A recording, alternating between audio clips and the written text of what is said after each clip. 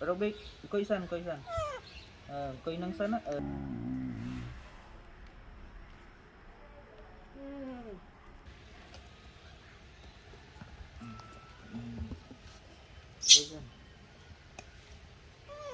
Okay.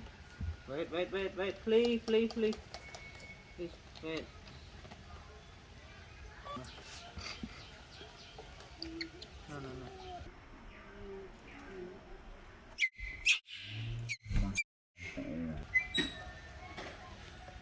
No. No. Ricky, coi sân. Coi sân. Coi sân. Coi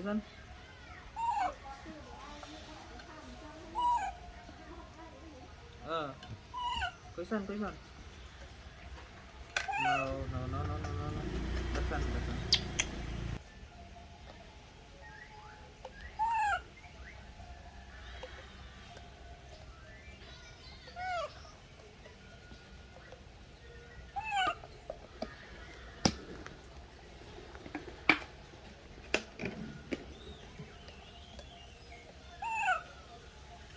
No.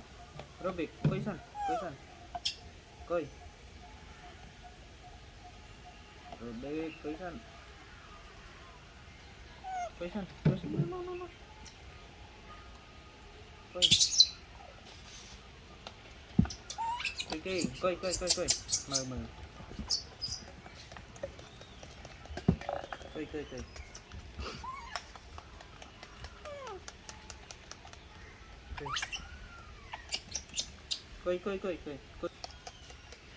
Coi. Coi.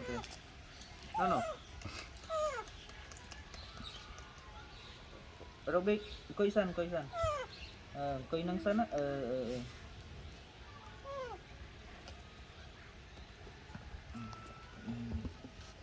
sân.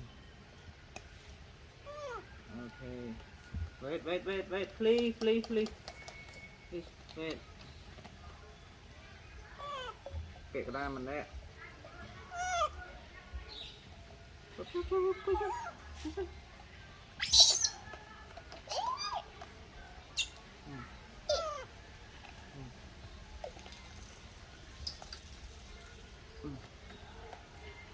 Em cũng mana coi vậy, coi lợt luôn này kìa, coi lợt trẻ, Robik, coi lợt trẻ đây mà. Robik, like tôi. Robik, like tôi, cái like không. Cái không như là người sao Robik kìa. Không như là rồi.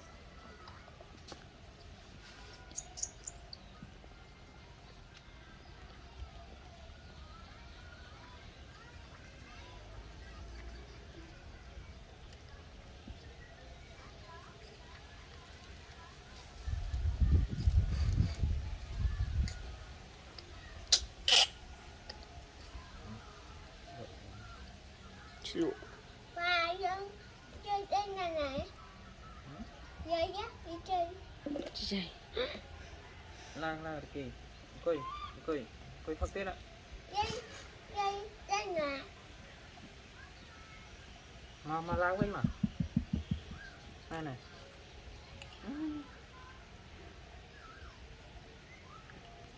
Can mà, chết can hả? Cho.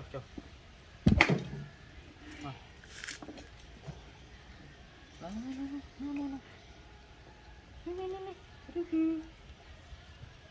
Ricky. No.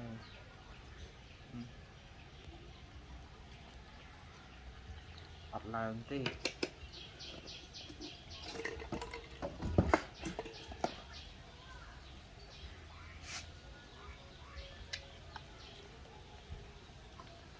Coi, này.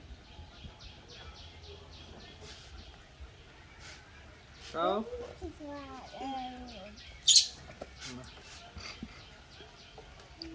No. Mấy con phải ôn kìa. Kia lang, cho. Xuống này. Nè, cô ơi.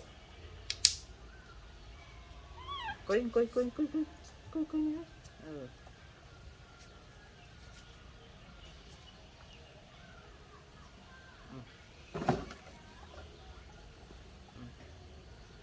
Cái này.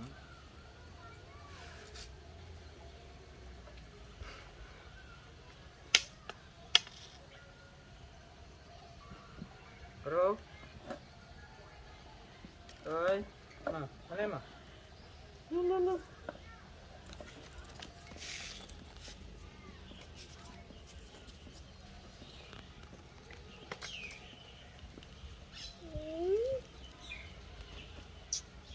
Được biết mà rồi. Được biết mà. Hả? Chắc phải bóc ôm.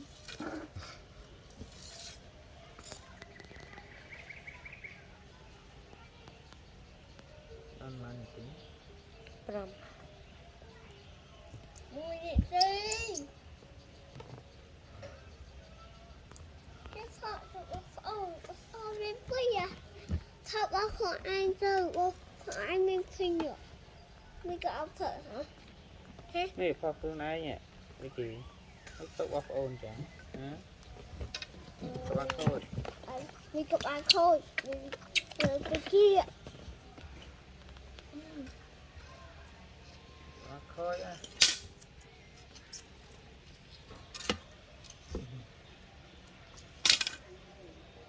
Ơi, thế càng bóc ôm kìa.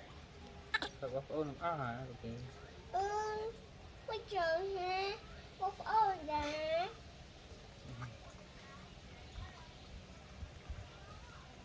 มาได้เอาที่ไหนเมื่อกี้โคตรม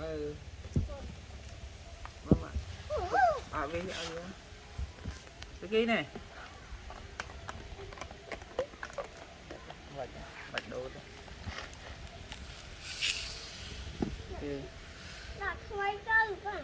Ê! Ao ghét đó, ao ghét. Bóc ôm ra. Ao có ôn ạ. Ừ. Quay nè, quay nè, cái gì? Nam mà nè. Lai rồi, nè. Cô ơi. Dạ. Sao vậy? Sống lại đâu rồi đi. Sống lại đâu rồi đi. Con trong cái đặt đâu rồi đi. Cái này. Rồi bóc ôm thôi nhé. Ini về ao về nhà mình xem. Good job. Good job. Dạ. Anh thật xong luôn tên sư anh nhập bài. Nhập bài ơi. Đi chơi viên này. Đây đây. Chơi chơi viên này. Dạ. Được xong rồi đấy thôi. Nói chưa?